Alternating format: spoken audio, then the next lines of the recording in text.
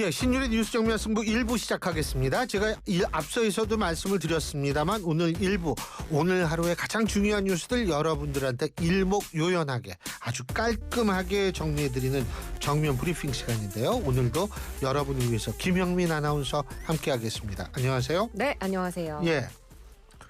어제 왜 이렇게 더웠나 그랬더니 어제 30도가 좀 넘었대요. 3시에 30.2도까지 오늘은 나왔습니다. 좀 나아요? 오늘도 못지않게 덥던데. 네, 오늘은 근데 오전이 좀 많이 더웠고 조금 이제 어제보단 낫지 더워요. 않아요? 나 지하철 물론. 타고 이렇게 오는데 와 진짜 너무 더워가지고. 지하철이 더 덥죠 보통. 아니요, 근데 지하철은 시원한데 네. 이제 지하철 타고 걸어오잖아요. 아, 엄청 더워요. 요새 지하철 에어컨 빵빵 잘. 빵빵 잘 나와요. 아, 네, 네네. 그럼요. 어쨌든 참 이렇게 이게 근데 내일도 이렇게 더운지 모르겠어요. 네? 내일 이제 점차 평년 기온을 회복한다고 하니까 뭐 그래도 덥기야 하겠지만 예. 좀 낫지 않을까 싶어요. 예, 이야 정말 이럴 때는 어디를 가야 되나?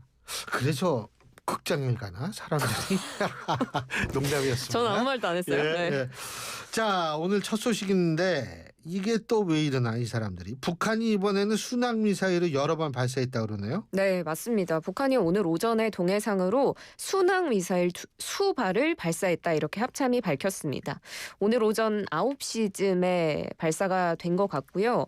북한 함경남도 선덕 일대에서 미상의 순항미사일 수발이 포착이 된 건데요. 이 미사일은 동해를 향해 발사가 됐고 해상에 떨어진 것으로 전해집니다. 합참은 우리 군이 오늘 북한의 미사일 발사 징후를 사전에 인지해서 대비하고 있었다고 밝혔고요. 세부 재원은 한미 정보당국이 정밀 분석을 하고 있는 것으로 전해집니다. 그리고 발사 원점 플랫폼까지도 구체적으로 분석을 하고 있는데요. 그런데 보통 중거리 SLBM 그런 거 있잖아요. 네. 탄도미사일만 ICBM 그렇죠. 인터컨티넨탈 이건 대륙간 탄도미사일. 대륙간 탄도미사일, 예. 단거리 탄도미사일, 보통 이런 탄도미사일만 그렇죠. 발사 사실이 공개가 되는데 보통은 이렇게 순항미사일 발사 사실은 따로 공개를 하진 않는데 이번에는 공개를 한 겁니다. 북한의 미사일 발사가 공개된 것은 지난 8일에 SRBM 단거리 탄도미사일 발사 이후 14일 만입니다. 이 순항 미사일 그러면은 왠지 모르게 좀 미사일 중에 순할 것 같잖아요. 순자가 들어가니까. 약간 그런 진짜로, 뭔지 알 것 같아요. 예? 순해 보이는데 사실 이게 그렇지 않습니다. 이 순항 미사일은 우리가 예를 들면 ICBM이다 이런 거는 로켓 모양으로 생겼잖아요. 네. 순항 미사일은 비행기처럼 생겼습니다. 아, 이렇게 날개가 있어요. 네네네. 예? 날개가 있어가지고 여기 이제 GPS 이런 거 요새 사용해가지고 이게 이 유도 방식으로 해가지고 굉장히 명중률이 높은 겁니다. 그래서 이게 그렇군요. 순항 미사일, 이게 좀 그래도 탄도 미사일 그럼 왠지 모르게 좀 무서운데. 탄탄할 것 같고. 그렇죠. 순항 미사일 그럼 왠지 모르게 좀 순해 보인다. 근데 이게 그런 게 그렇지 아닙니다. 않다는 거군요. 이게 독일에서 개발한 거거든요. 2000년대. 아, 그렇군요. 예. 근데 왜 쐈대요? 이렇게 하면 북한이 저희요? 그냥 쐈습니다. 이건 아니겠지만 우리가 분석을 해보면 왜 쏜 것 같아요? 맞습니다. 항상 그 맥락 안에서 보면 예. 쏜 그 이유가 좀 밝혀지기도 하는데 예. 북한이 청진항에서 진행이 된 5,000톤급의 신형 구축함 진수를 실패했대요. 그래서 이 실패 내용을 보도한 직후에 순항미사일 발사가 이루어졌는데 그래서 군사력 강화 그리고 지금 이 진수 실패로 어수선한 군 내부의 분위기를 좀 다잡기 위한 의도가 있는 것이 아니냐 이런 분석이 나오는데요. 조선중앙통신이 지금 이 신형 구축함 진수 실패에 대해서 어떻게 보도했냐면 진수 과정에서 미숙한 지휘와 조작 부주의로 대차 이동이 평행하게 이루어지지 못했다라면서 일부 구간의 선접 하공으로 힘의 균형이 파괴되면서 함수 부분이 선대에서 이탈되지 못하는 사고가 발생했다 이렇게 보도를 했습니다. 지금 우리 군에 따르면 이 신형 구축함이 지금 수면 위에 넘어져 있는 상태라고 하는데요. 통일부 당국자도 지금 김정은 국무위원장이 이 사고의 원인을 순수한 부주의다 이렇게 지적한 것을 주목하면서 부주의에 의한 실패에 대해서는 엄중한 문축을 문책을 통해서 내부 기강을 잡으려는 것이 아니냐 이렇게 판단을 하고 있습니다. 지금 우리가 주목해야 될 부분이 사실 있습니다. 바로 러시아 우크라이나 전쟁인데요. 이건 뭐 다른 나라 전쟁인데라고 생각을 하시면 안 되는 게 우크라이나 러시아 전쟁에 파병을 했잖아요. 사실은 엄밀해서 파병은 아니에요. 파병이라 하면 군복을 북한 군복을 입고 그러고서 이게 해야지 파병이에요. 그러니까 이건 사실은 용병이에요. 왜? 용병은 돈 주고 싸워주는 걸 용병, 돈 받고 싸워주는 사람이 용병이죠. 용병들은 다 그 나라 군대 군복 입습니다. 네네. 그렇기 때문에 이거는 파병이라고 볼 수는 없는데 어쨌든 북한 군인들이 거기에 가 있잖아요. 그죠? 그렇죠. 거기 가 있는데 그 대가를 주목해야 되는데 지금 군사 전문가들이 분석하기에 그 대가로 지금 북한군의 모든 것을 현대화를 하려고 한다는 거예요. 재래식 그 병기를. 네. 그러면은 이게 앞으로 길게 보시는 분은 5년에서 10년 거면 우리랑 대등하거나 능가할 수도 있다라고 하고 짧게 보시는 분들은 2년에서 3년 후면 우리를 능가할 수 어머. 있다라는 그런 저겁니다. 그러면 우리는 핵도 안 갖고 있죠.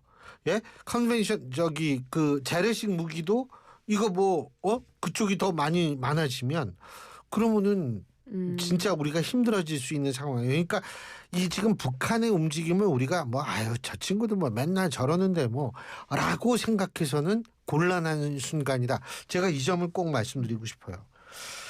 그리고 제가 얼마 전에 감기 들렸었잖아요. 감기 들렸었는데 그 감기 저거 할 때 그 밑에서 커피 사가지고 거기 커피 주시는 분이 혹시 교수님 코로나 아니세요? 그러더라고. 그래서 왜요? 그랬더니 요새 코로나가 엄청 유행이래요. 그러더라고요.